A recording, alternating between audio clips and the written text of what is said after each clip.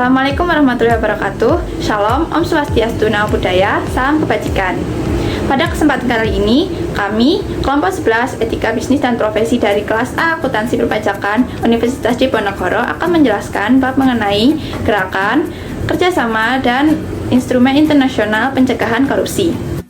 Sebelumnya, perkenalkan terlebih dahulu anggota kelompok kami. Yang pertama yaitu Tri Ayu Lestari dengan NIM akhir 006, yang kedua yaitu Faradisa Zahra Putri dengan NIM akhir 014, yang ketiga yaitu Patricia Rahadatul Aisyarana dengan NIM akhir 050, dan yang terakhir yaitu saya sendiri yaitu Eliza Putri Andriuliani dengan NIM akhir 070.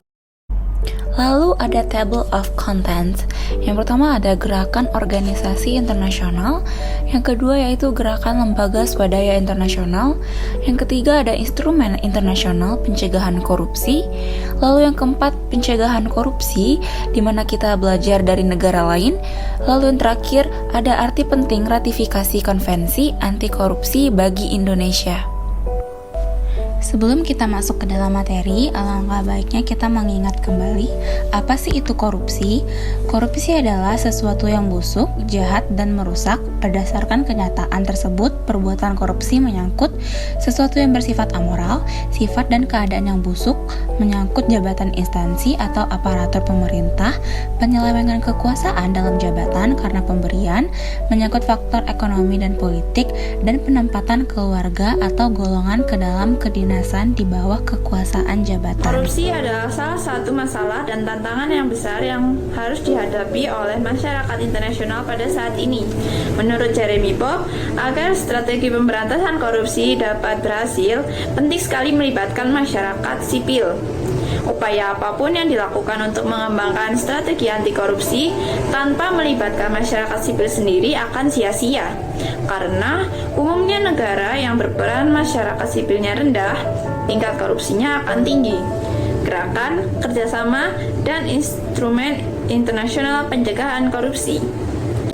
Ada berbagai macam gerakan atau kerjasama internasional untuk memberantas korupsi baik secara internasional melalui Perserikatan Bangsa-Bangsa atau PBB, kemudian juga ada kerjasama antar negara, juga kerjasama oleh masyarakat sipil atau lembaga swadaya internasional atau international NGOs. Gerakan organisasi internasional yang pertama yaitu Perserikatan Bangsa-Bangsa atau United Nations.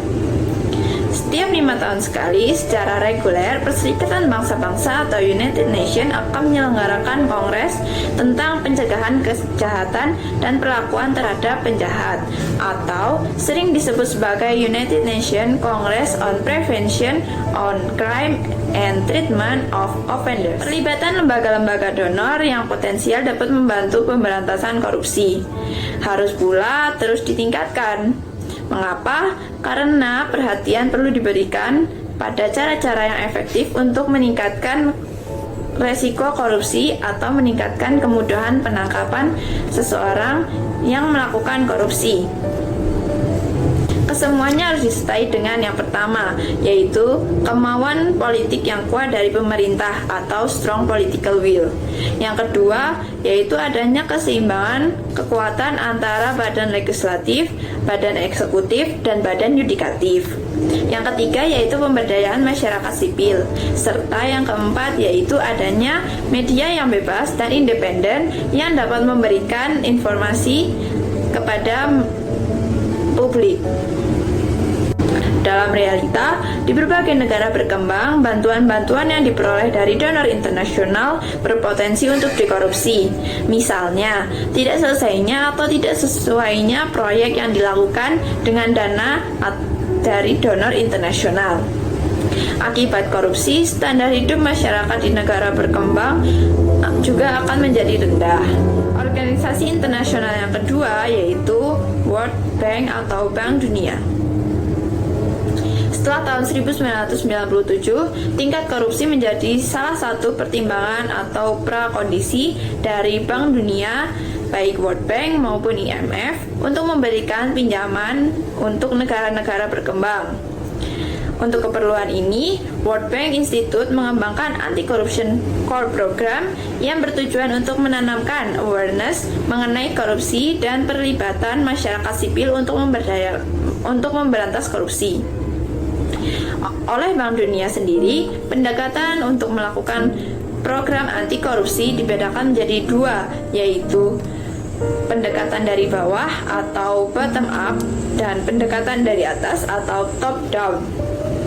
Pendekatan dari bawah berangkat dari 5 asumsi, yakni yang pertama, yaitu semakin luas pemahaman atau pandangan mengenai permasalahan yang ada, semakin mudah untuk meningkatkan awareness dan memberantas korupsi.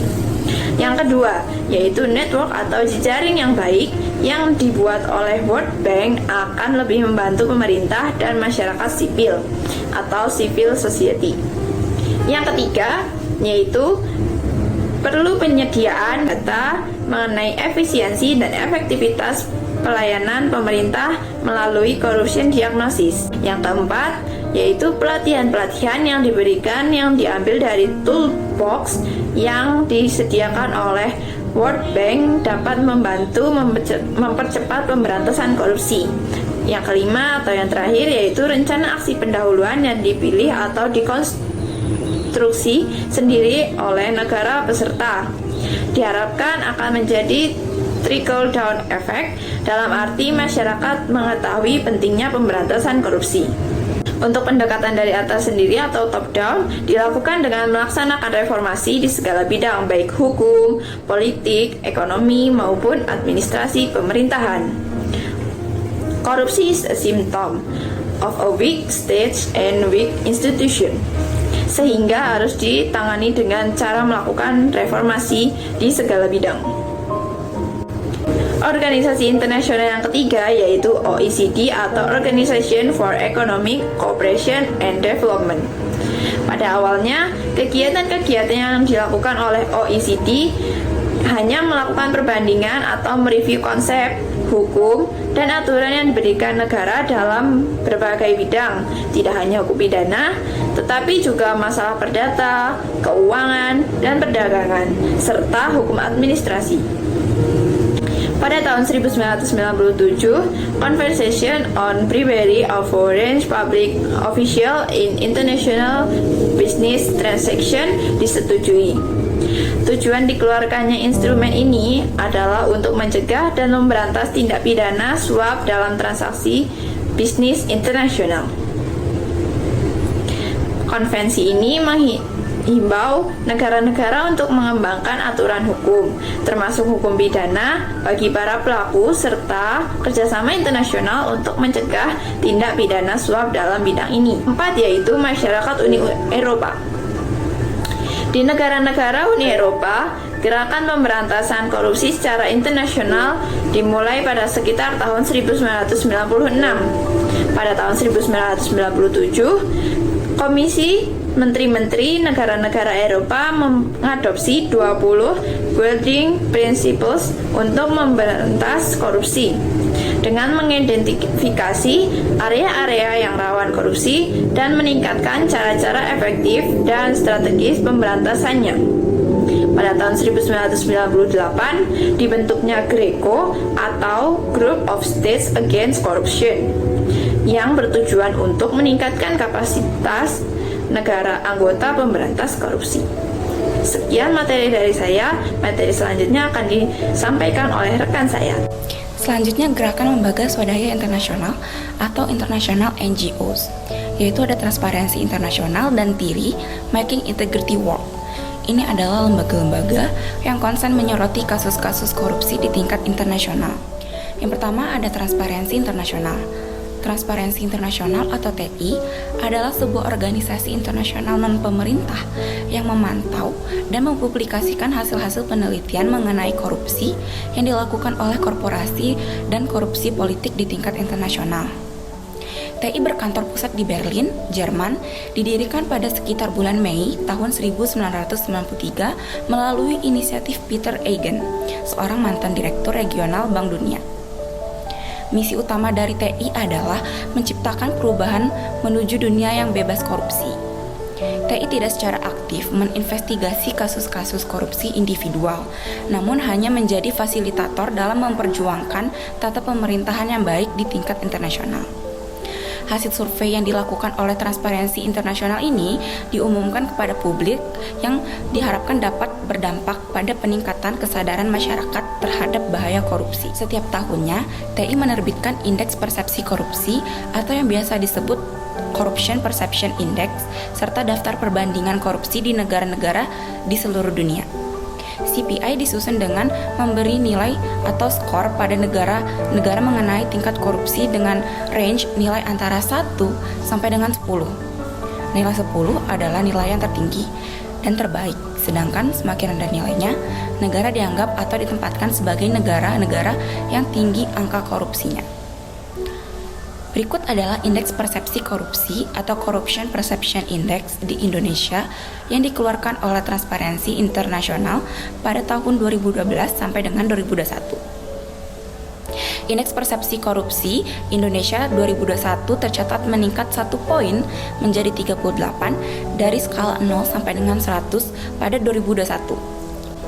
Nilai yang meningkat ini turut mengerek posisi Indonesia lebih baik dalam urutan IPK global. Indonesia kini berada di urutan 96 dari 180 negara dari sebelumnya di peringkat 102. IPK Indonesia sempat menyentuh nilai tertingginya sebesar 40 pada 2019. Nilai tersebut turun 3 poin menjadi 37 pada 2020. Yang kedua ada TIRI.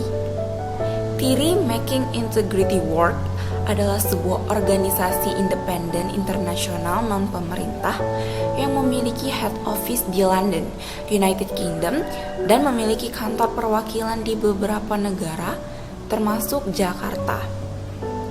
TIRI didirikan dengan keyakinan bahwa dengan integritas, kesempatan besar untuk perbaikan dalam pembangunan berkelanjutan dan merata di seluruh dunia akan dapat tercapai. Misi dari TIRI adalah memberikan kontribusi terhadap pembangunan yang adil dan berkelanjutan dengan mendukung pengembangan integritas di seluruh dunia.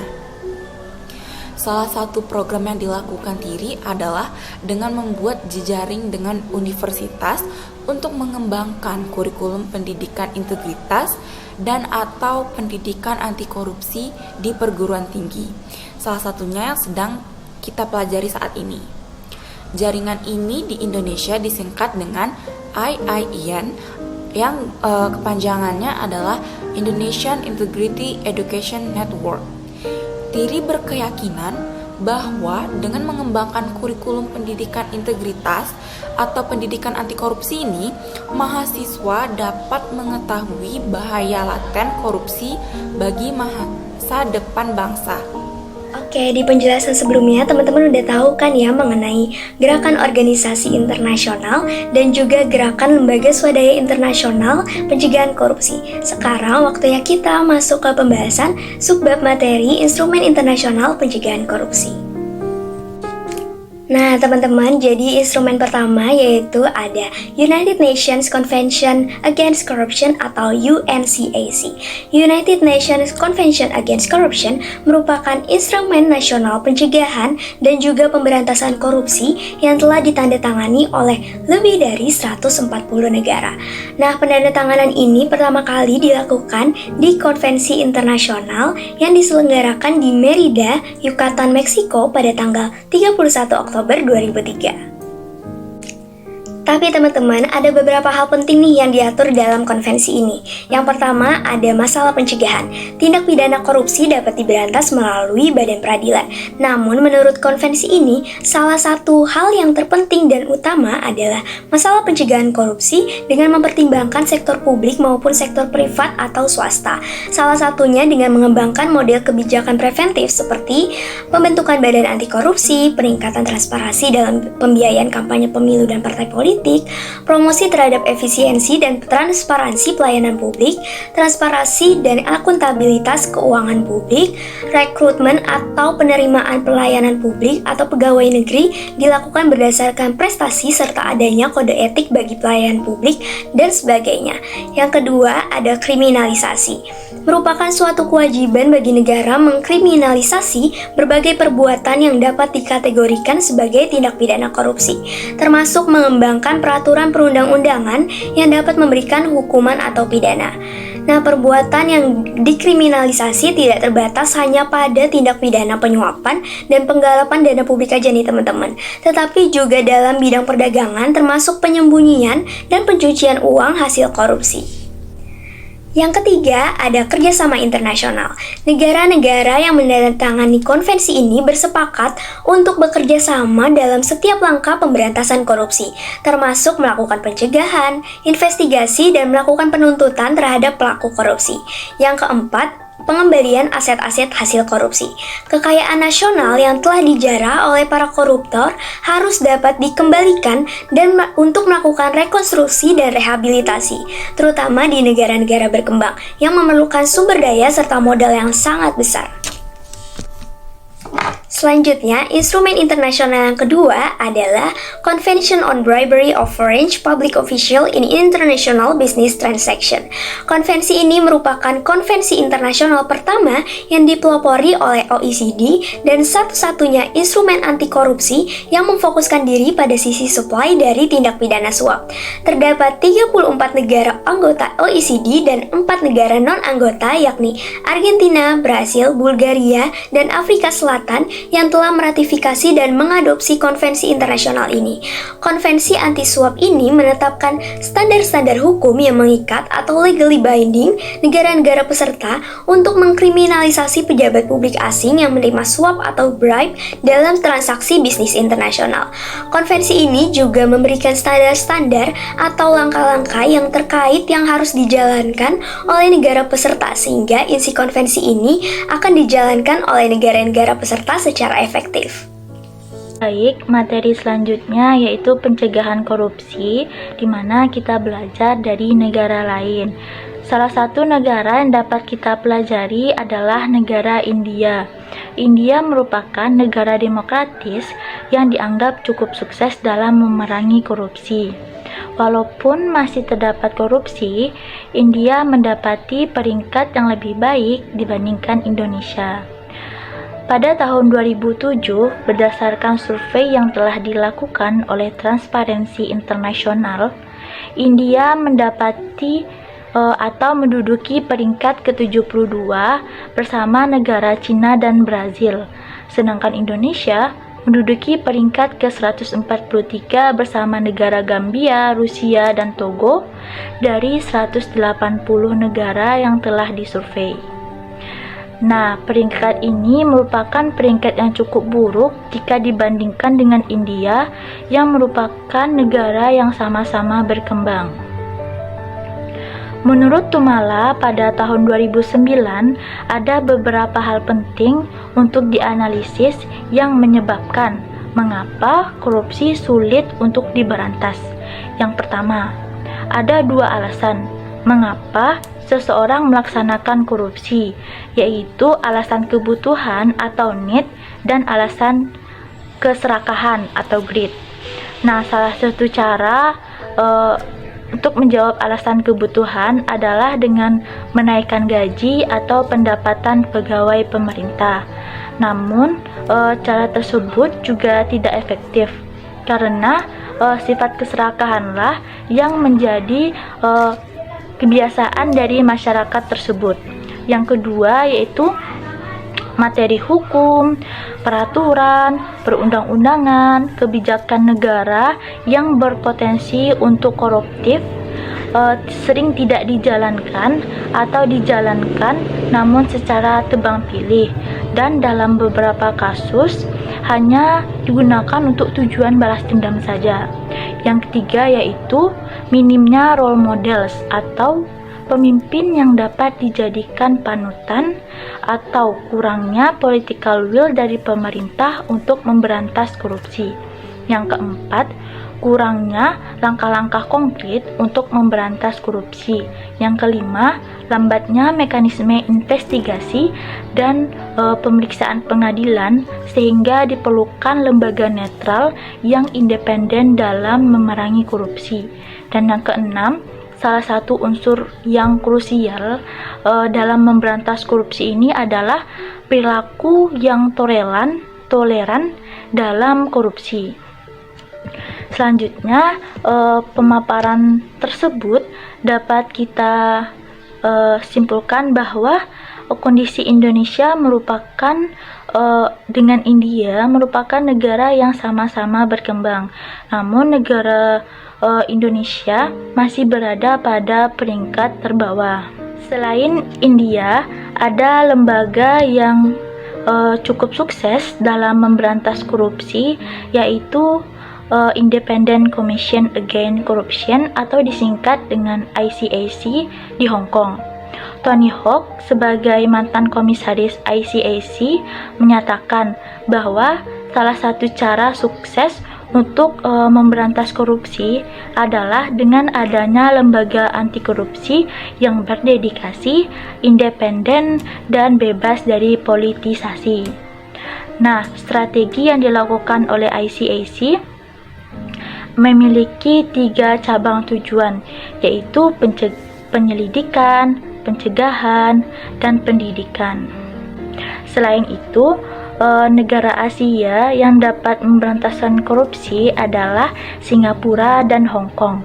Kedua pemerintahan tersebut dalam kurun waktu kurang lebih 50 tahun dapat membuktikan pemberantasan korupsi dengan cara menghukum pelaku tindak korupsi secara efektif tanpa memandang status atau posisi seseorang.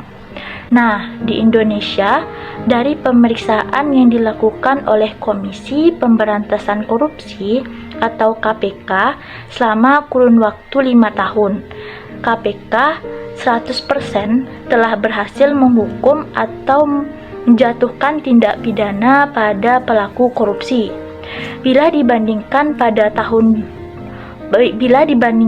dalam kurun waktu 20 tahun, Filipina dengan lembaga ombudsman hanya berhasil menghukum segelintir pejabat saja.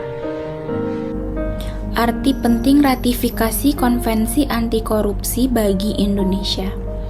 Istilah ratifikasi sendiri berasal dari bahasa Latin, yaitu ratificare, yang terbentuk dari kata ratus yang berarti dibuat atau dibentuk. Jadi ratifikasi secara harfiah dapat dikatakan dibuat mantap atau disahkan melalui persetujuan atau make valid by approving.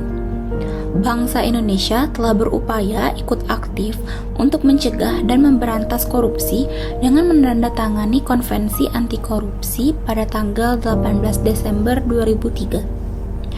Indonesia sendiri memandang konvensi internasional tersebut cukup penting dalam upaya untuk menegakkan good governance, transparansi, dan akuntabilitas serta menciptakan iklim investasi yang kondusif.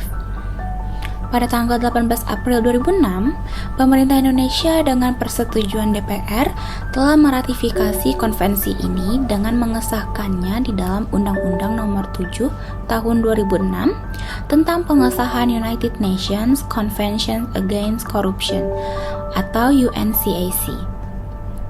Ratifikasi Konvensi Anti Korupsi merupakan petunjuk yang merupakan komitmen nasional untuk meningkatkan citra bangsa Indonesia dalam percaturan politik internasional. Dalam penjelasan Undang-Undang Nomor 7 Tahun 2006, ditunjukkan arti penting dari ratifikasi konvensi tersebut, yaitu yang pertama, untuk meningkatkan kerjasama internasional, khususnya dalam melacak, membekukan, menyita, dan mengembalikan aset-aset hasil tindak pidana korupsi yang ditempatkan di luar negeri. Yang kedua, meningkatkan kerjasama internasional dalam mewujudkan tata pemerintahan yang baik. Yang ketiga, meningkatkan kerjasama internasional dalam pelaksanaan perjanjian ekstradisi, bantuan hukum timbal balik, penyerahan narapidana, pengalihan proses pidana, dan kerjasama penegakan hukum. Yang keempat, mendorong terjalinnya kerjasama teknis dan pertukaran informasi dalam pencegahan dan pemberantasan tindak pidana korupsi di bawah payung kerjasama pembangunan ekonomi dan bantuan teknis pada lingkup bilateral, regional, dan multilateral. Serta yang kelima, perlu harmonisasi peraturan perundang-undangan nasional dalam pencegahan dan pemberantasan korupsi. Ada beberapa isu penting yang masih menjadi kendala dalam pemberantasan korupsi di tingkat internasional. Isu tersebut misalnya mengenai pengembalian aset hasil tindak pidana korupsi, pertukaran tersangka, terdakwa, maupun narapidana tindak pidana korupsi dengan negara-negara lain, juga kerjasama Interpol untuk melacak pelaku dan mutual legal assistance di antara negara-negara. Beberapa negara masih menjadi surga untuk menyimpan aset hasil tindak pidana korupsi karena sulit dan kakunya pengaturan mengenai kerahasiaan bank. Sekian pembahasan dari kelompok 11, semoga bermanfaat dan dapat dipahami oleh para penonton. Quotes untuk pembahasan kali ini adalah dari Pratibha Patil. She said, "Corruption is the enemy of development and of good governance. It must be got rid of. But the government and the people at large must come together to achieve this national objective."